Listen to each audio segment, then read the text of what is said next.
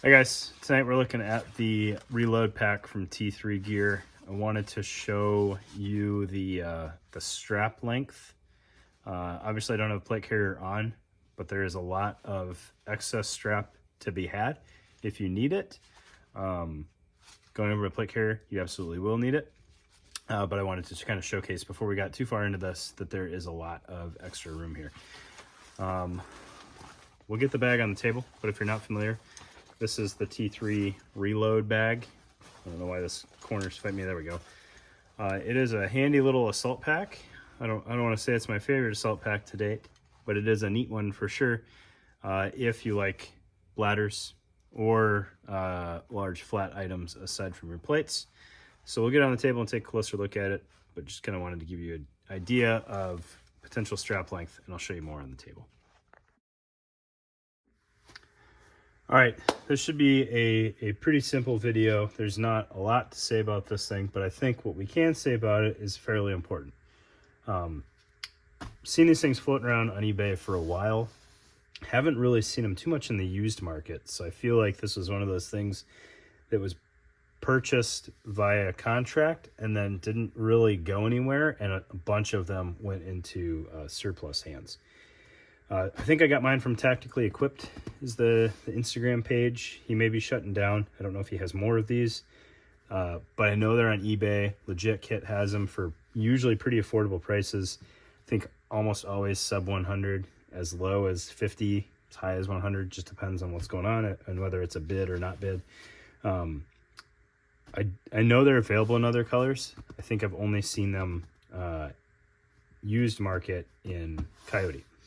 All right, so it's very straightforward. You have a 3-cell M4 mag insert up top.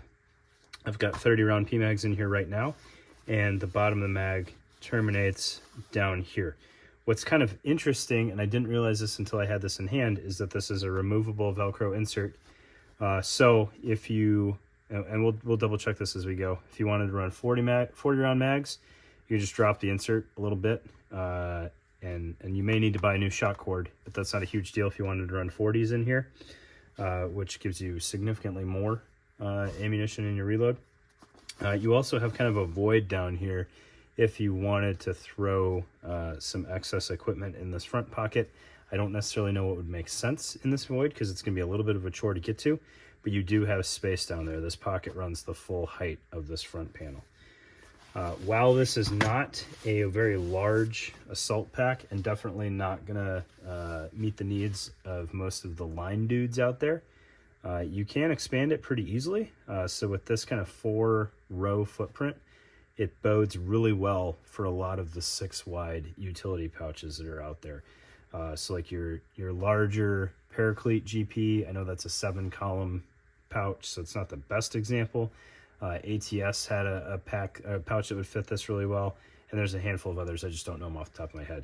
But that's a good way to expand the capacity of this thing without really making it too unwieldy. Obviously, any other pouches that you wanted to throw on here would work. Some of your 9x6 pouch might work if you kind of did one facing up, one facing down. I don't know. You've got lots of options there.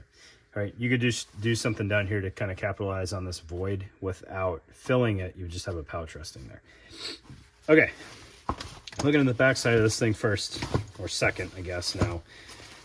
It does mount via PALS if you want to.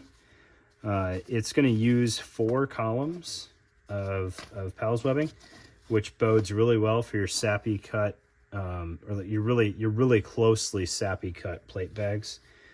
Something like a 6094, you would have more real estate on the back to use, and this wouldn't be kind of the best mounting solution for that. But something like a JPC, this is going to capitalize on the height that's available, and the width is going to be a little bit unsupported, but it won't be too bad or too unnoticeable or too noticeable.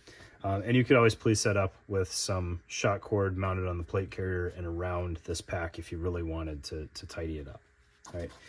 If you're not using the PALS webbing, I have seen a few on the used market where the PALS webbing's cut off. You're not saving a ton of weight, and you're killing any later capability that you might need or your future used buyer might need. So just, police up your webbing here a little bit and then tuck it away, and that'll be fine. All right, it won't be in the way too much. The shoulder straps are easily removable. They've got kind of the Lark set attachment down here on the bottom, and then some tri-glides up top to weave into the straps. The straps are kind of ridiculous for what the pack is. I know it's meant to carry water and ammo, which are both inherently pretty heavy. So loaded down, you may appreciate the straps. They're probably more than you need for something with this footprint, especially going over a plate carrier. Something like the Blue Force Gear shoulder straps would probably have been enough on something like this.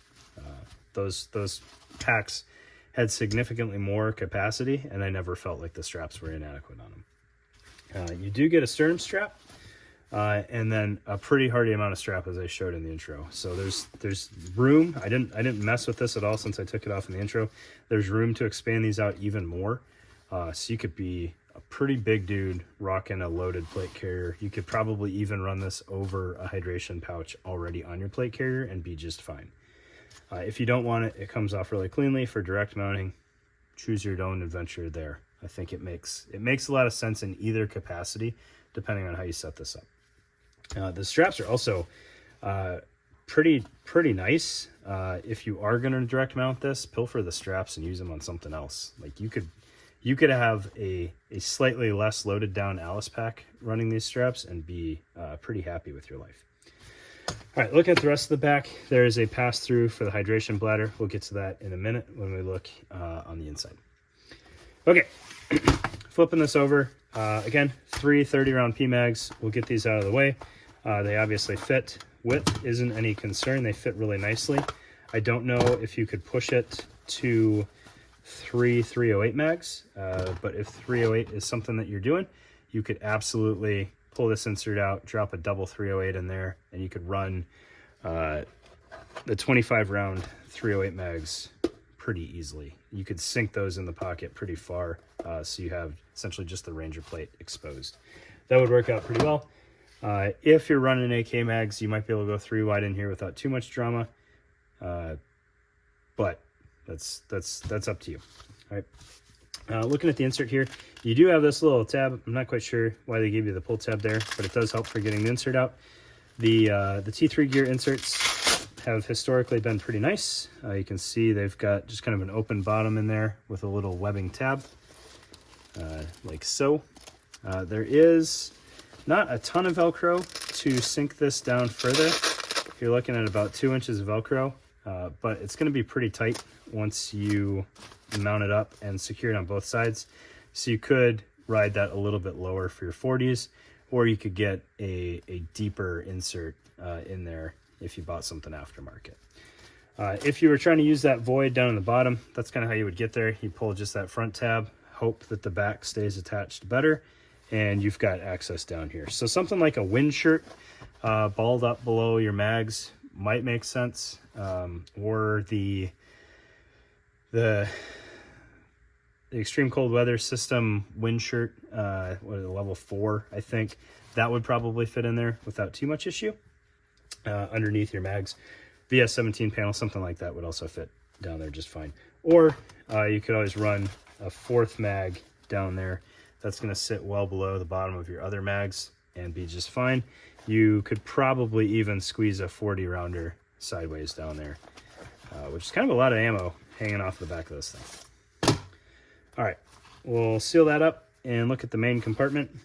I do wish that the main compartment opened up further. It shouldn't have cost any functionality to give you a little bit more of a clamshell opening, but it's a very small pack and probably not needed. So looking at the inside of this thing, you do have a divider here, and the grommet, oddly, is not on the inside of the divider side. It is in the outside there. So if you have a bladder leak, unless I missed something, it's just going to kind of pool in the bottom of this. So I think that is one thing that I think for sure is a design flaw. However, you could run a grommet setter and put one in the bottom of this thing pretty easy, especially if you turned it inside out. Now you do have a nice big pass-through for your bladder hose. I love the way T3 does this with the super aggressive X cut in there for a nice relief. Same thing with a lot of their products for antenna pass-throughs. They have that nice big opening. It doesn't really cost you anything. It doesn't make it more susceptible to getting things in your bag. And it makes it a lot less of a hassle to run a full mouthpiece through there and everything, depending on which way you're setting up your bladder. Right. The rest of it, it's essentially medium sappy profile with about 1 inch of depth on it. So it's not going to hold a lot, especially if you put a nice hardy sized bladder in there. One of the wide footprint bladders would work really well in here and give you just enough room for a little bit of snivel gear if you wanted it. And then one last thing that I forgot to mention with the straps, I think this is just by nature of having these be easily removable, but you do have room both top and bottom to kind of finagle where the padded portion of the strap rides, which I think is a understated selling point in a bag like this, because so many times when you run a bag over a plate carrier, the bag tends to dip down in the back and not sit exactly where you want it. So by cranking this up, I think it affords you the ability to bring this higher up on your back so it's closer to resting right at the level of the plate, with the shoulder straps coming right off the bag, kind of acting as a little bit of a load lifter there.